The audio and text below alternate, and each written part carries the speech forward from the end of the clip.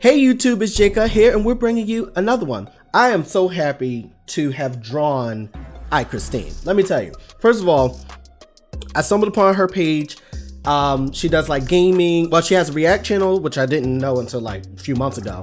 And then she has a gaming channel, and that's where I discovered her. And I don't really play games just because it's really like too much for me to do in my lifestyle. So I just decided not to play them.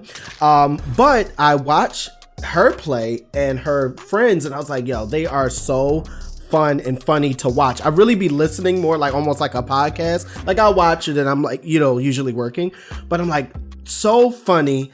I gotta draw her. I gotta draw her. So I reached out to her. I was like, hey, I would love to draw you for free if you repost it. She said, yeah. So she posted it. I drew it about a year ago, and she posted it on her YouTube channel. And ever since then, we've just done small projects together, and we've been in communication with one another. And I've met like everybody pretty much. I've been on the podcast, so many different things. So if you want to check out when I was on the Party Chat podcast, click here. It was so much fun. That was my first time ever being like a guest onto something, which was a lot of fun. So check that out. And I was actually on there promoting my coloring book, which I'll promote now. At that time it was a Kickstarter, but now it's available for pre-order. Click the link in the description below. But yeah, it was great drawing her, and it was like I wanted to do that more like graphic style. So let's check it out together. Okay, so let me see. So basically, when you're drawing a person, you want to look at the reference. So I was looking at the reference on the left side, which you don't see here, but it was on my tablet. I like split the screen just to kind of try to keep it as accurate as possible, but also cartoonifying, I guess is a word, and bringing the character forward. So so you can see I'm like sketching everything out, and this is, the pencil lines now at this time was a little bit looser. I like a thicker, like a 6B pencil in the digital world. So I like to do that. That's what I have now. And if you want to know more about like brush packs and stuff, I actually have 3 brush packs that are available right now, jcutt.com. And it has the brushes I use almost all the time in the first brush pack. The second 2 brush packs are really good, but it's not the main one. So if you go to the first one, you'll get that. But you can see I'm sketching it out. I had to pick because she like changes her hair a lot. So I was like, okay, which one do I do? But I really like the red. I thought that was really cool. And I like the way I'm like, all right, it kind of looks like Twizzlers a little bit, which I thought was kind of fun. So I was like, all right, let's do that. So you can see I'm kind of working that out and just kind of processing like, how much detail am I going to put in that? Because like I said about hair many times, like there's a thin line between like a lot of strands and then like basically no strands. So you just have to know where's that line. So because I knew this was a more like graphic look, I didn't want a lot of detail in the hair. So I just kind of kept it more like little, like almost like rope. It almost looks like rope.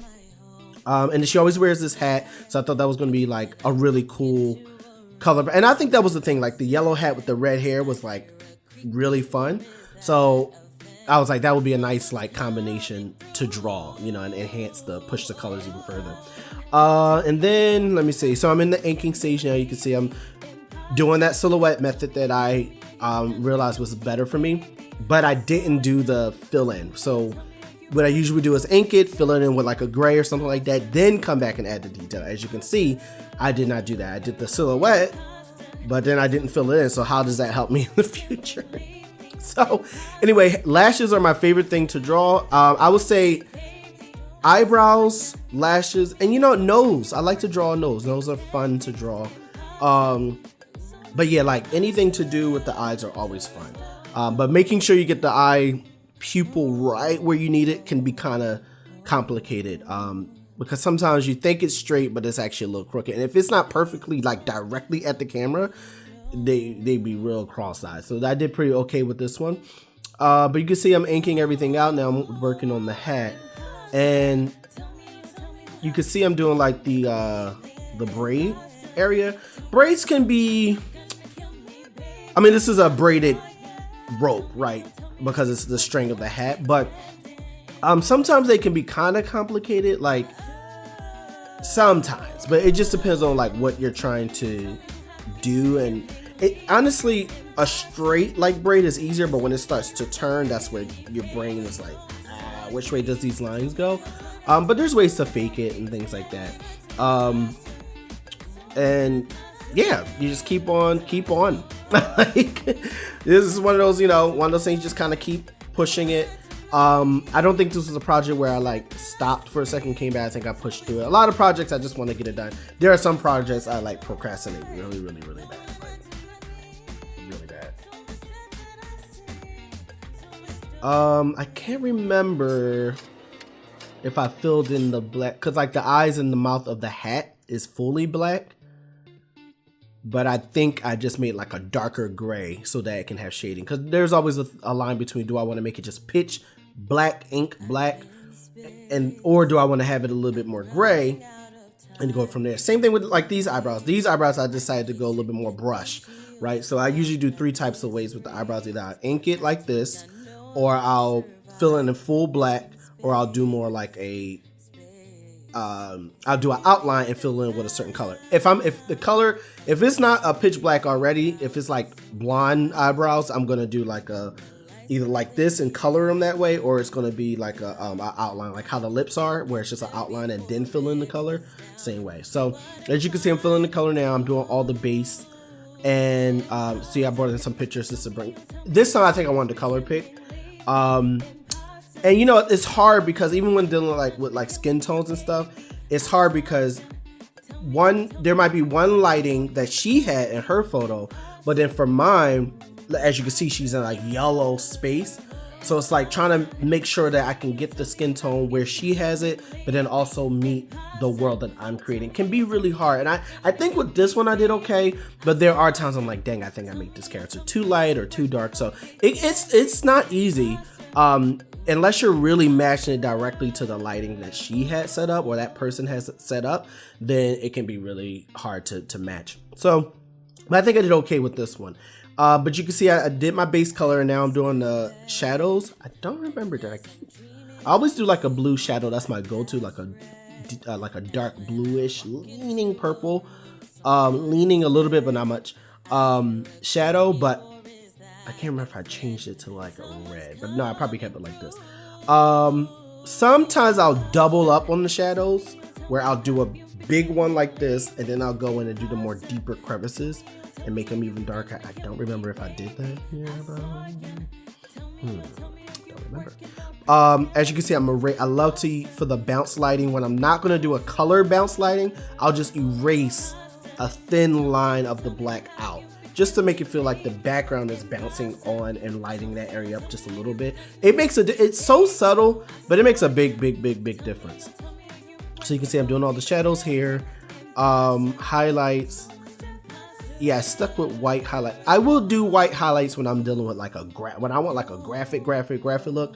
I'll typically just do full white. Excuse me, full white shadows. I had a little burp there.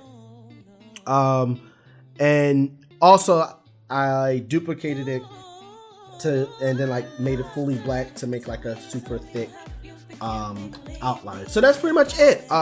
It was definitely, I draw a lot of people, some as clients and some for, just promotional work and things like that. And you don't get a lot of like genuine people. I try to be as genuine as I possibly can be, but I don't always get that. So to get someone like genuine and honest, and if she can do it, she can. If she can't, she can't. You can work with a person like that, and I can see probably that's why she is able to work with so many different people. And she's transparent, she's straightforward, and she's kind. Jeez, where are those people? Be those people, y'all. My goodness. Don't forget, I have this coloring book. It's available now for pre-order. You can order it right now and be the first to get it before everyone else. If you want to see this drawing without me, you can click right here. And it'll just be actually it'll be her song, and it's her song Imposter that she did based upon like Among Us. When you hear it, it might sound a little crazy, like, oh my gosh, like people are dying, but if you go watch her music video, it'll make more sense. So just go check that out. Don't forget to like, subscribe, push that notification button because we got stuff for you. We got stuff for you. Okay? So don't just do things.